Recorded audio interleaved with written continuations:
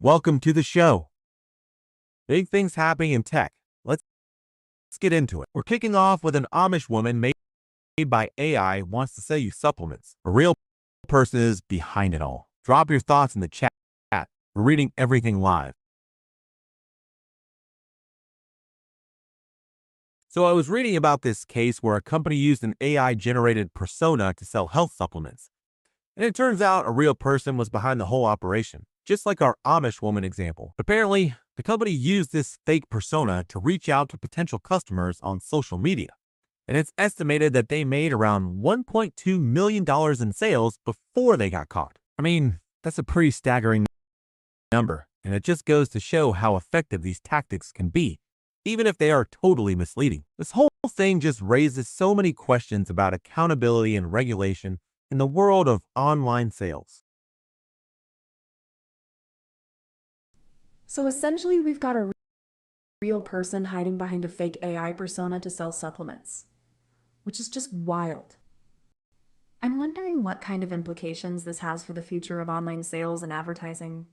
Because if this is what's happening now, what's to stop it from getting even more out of hand? What do you all think? Have any of you ever encountered something like this before? Or maybe even fallen victim to a scam like this? Anyone in chat dealt with this kind of thing? I see where you're going with this, Sam, but I think we need to be careful not to overreact. I mean, $1.2 million is a lot, but it's not like this is a widespread phenomenon just yet. I'd like to see some more data on how common these kinds of scams are before we start talking about some kind of epidemic. We should also consider the fact that this operation was eventually caught, which suggests that there are some checks in place, even if they're not perfect. Let's not jump to conclusions just yet and see what our viewers have to say about it. But Alex, doesn't the fact that they made $1.2 million before getting caught suggest that the checks in place aren't nearly robust enough? I mean, that's a significant amount of money. And who knows how many other operations like this are out there flying under the radar? Can you really say that this isn't a widespread problem just because we don't have all the data yet? Isn't it better on the side of caution here? Before we go any further, let's hear from you. Got a question? Drop it in the YouTube chat. We're taking questions for the next minute or so.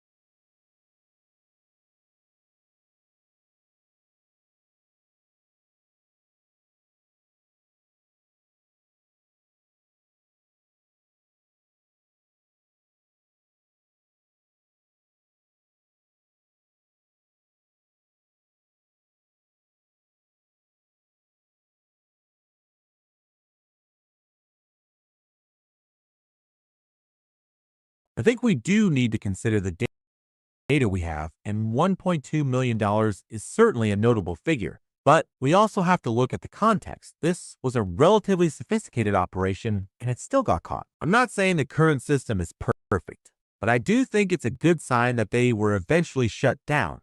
It suggests that there are some mechanisms in place to prevent this kind of thing.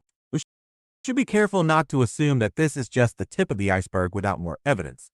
And I'd like to see some harder numbers on the prevalence of these kinds of scams before we start talking about a major overhaul of the system. Let's see if if our viewers have any thoughts on this. Maybe someone in chat has had a similar experience or has some insight into how common this really is.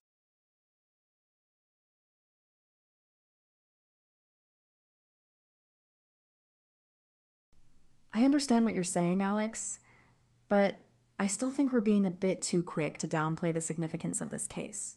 I mean, $1.2 million is a lot of money, and it's not like this operation was shut down after a week or two. That makes me wonder how many other operations like this are out there, and how much money they're making before they get caught. I'd like to hear from our viewers. Maybe someone has had a similar experience or has some insight into this, but so far we haven't had any comments coming in. I think it's worth exploring this topic further and seeing if we can get some more information on the scope of this problem. You know, I think we should take a closer look at how this operation was eventually caught, because that might give us some clues about how to prevent this kind of thing in the future. From what I've read, it was actually a combination of customer complaints and some pretty sharp-eyed journalists who started to investigate the company's claims. I'd love to hear from someone who's got experience with online sales or advertising. Maybe someone who's been on the other side of one of these scams, which could give us a better understanding of how this works. Maybe we'll get some comments coming in from our viewers, but so far it's been pretty quiet in the chat.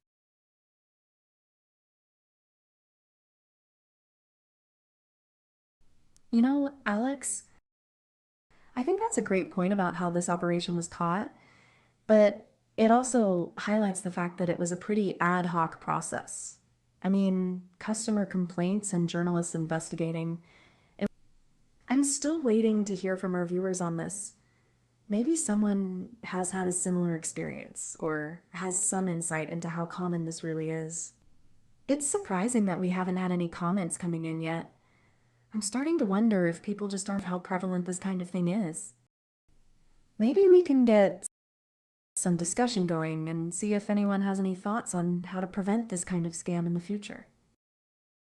All right, we've been going at it. Now it's your turn. Drop your question in the YouTube chat below. Just start it with a question mark, and we'll dig into the best ones right now.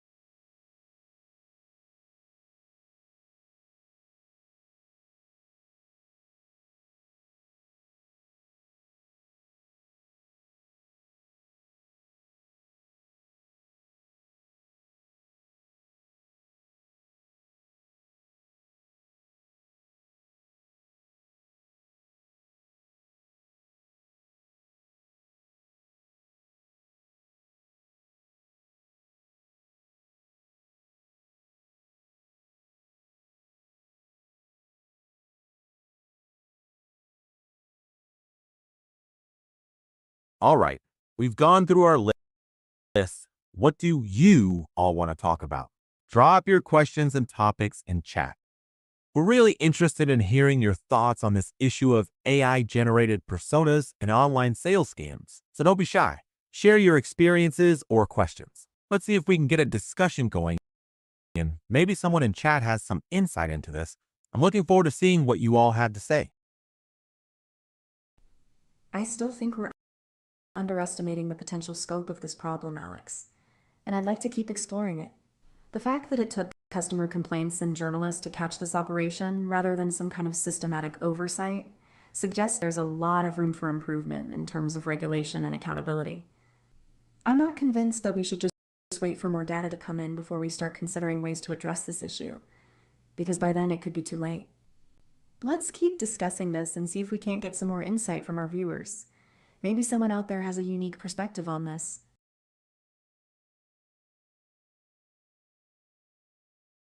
I understand where you're coming from, Sam, but I still think we need to be careful not to jump to conclusions here. We can't just assume that this is a widespread problem without some harder evidence. And I'd like to see some actual numbers on the prevalence of these kinds of scams before we start talking about a major overhaul of the system. I'm not saying that we shouldn't be concerned, but we need to make sure we're addressing the actual scope of the problem, rather than just reacting to one high-profile case. Let's see if we can get some more insight from our viewers. Maybe someone has a different perspective on this that can help inform our discussion.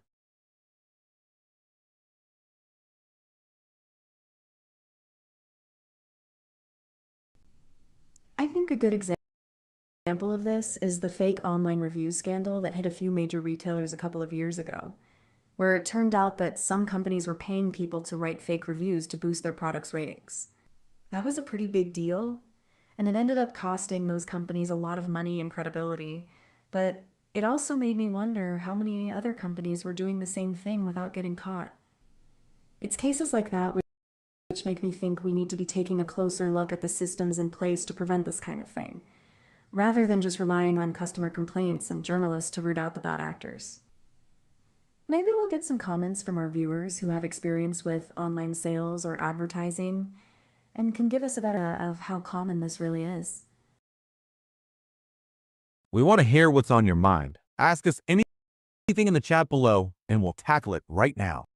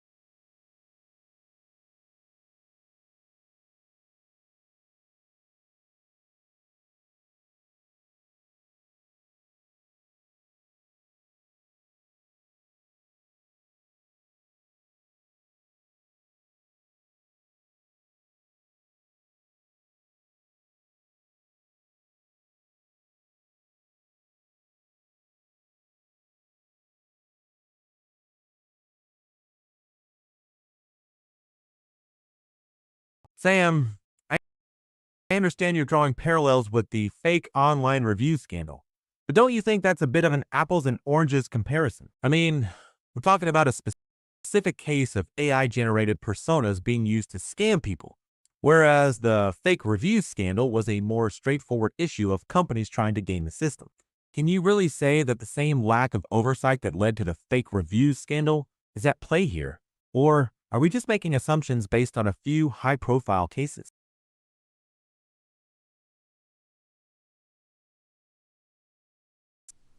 I see what you're getting at, Alex, but I'm not convinced that the two cases are entirely unrelated. After all, both involve exploiting online systems for financial gain, and both seem to have been enabled by a lack of effective oversight. I think it's worth considering whether there are common factors at play here, such as inadequate regulation or insufficient transparency, that are all kinds of scams to flourish. Maybe we're not looking at an exact parallel, but I still think there are some useful lessons to be drawn from the fake review scandal that could inform our discussion of this case. Can we really say that we've got a handle on the scope of this problem without exploring those potential connections?